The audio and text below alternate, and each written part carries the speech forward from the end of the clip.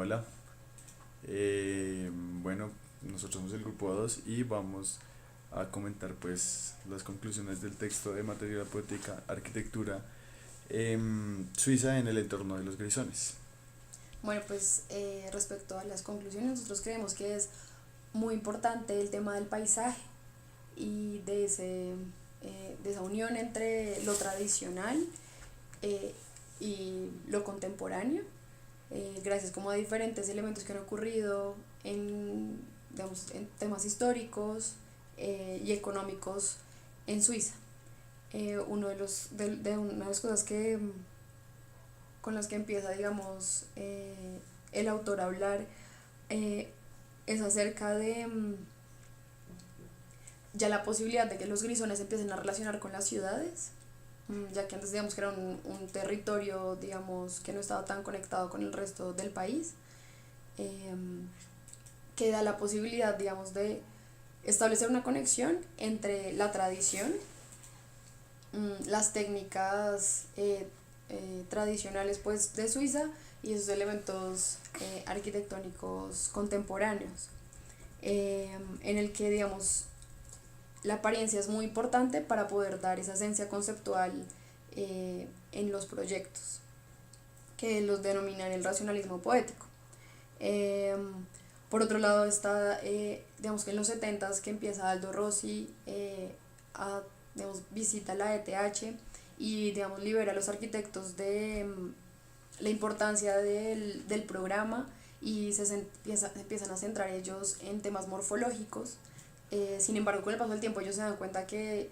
esta idea tiene, digamos que, un fundamento en un contexto italiano y ellos retoman su idea de la imagen atmosférica, que es pues más propia de ellos.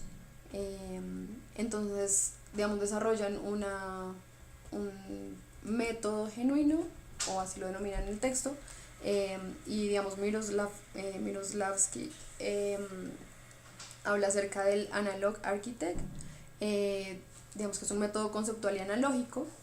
en el que es importante tener como conocimiento de las preexistencias, de esos patrones que son importantes a la hora de proyectar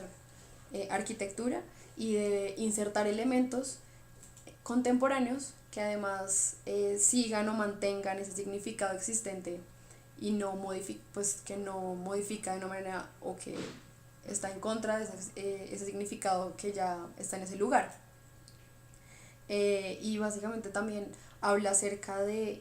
que en Suiza, digamos, se presentan tres retos que son importantes y es el asentamiento, los asentamientos extensivos, el aumento de la densidad y el fenómeno de la periferia. Entonces, pues nada, creemos que digamos que las condiciones específicas de los grisones que tienen, digamos, unos climas digamos que son muy, ¿cómo se dice? Diversos. Sí, pero son extremos y la topografía son uno de los elementos más importantes del método y de la arquitectura que se propone pues en este lugar. También nos llama un poco la atención en lo de las conclusiones, eh, la relación que hay entre el existencialismo de Heidegger y la arquitectura suiza, y pues lo que entendimos principalmente de esta relación es que el existencialismo se preocupa en la razón del por qué existen las cosas, cuál es el fundamento, y no, o sea, se olvida como de las características que hay alrededor, sino solo se centran en explicar y en preguntarse por qué existen las cosas, porque pues, el existencialismo del yo en este momento, en este caso de la arquitectura, es pues la razón por la cual fueron construidas. Que lo podemos entender un poco en el Museo de la Coyunta de Peter Markley, en el cual él se olvida de como las características morfológicas, y se intenta centrar en que la razón de, para la cual existió y existe ese edificio es para que albergue unas determinadas esculturas, y eso es lo único que importa de ese edificio. Lo único que importa es que es construido para que albergue y pues tenga una razón de ser, que es albergar esas esculturas.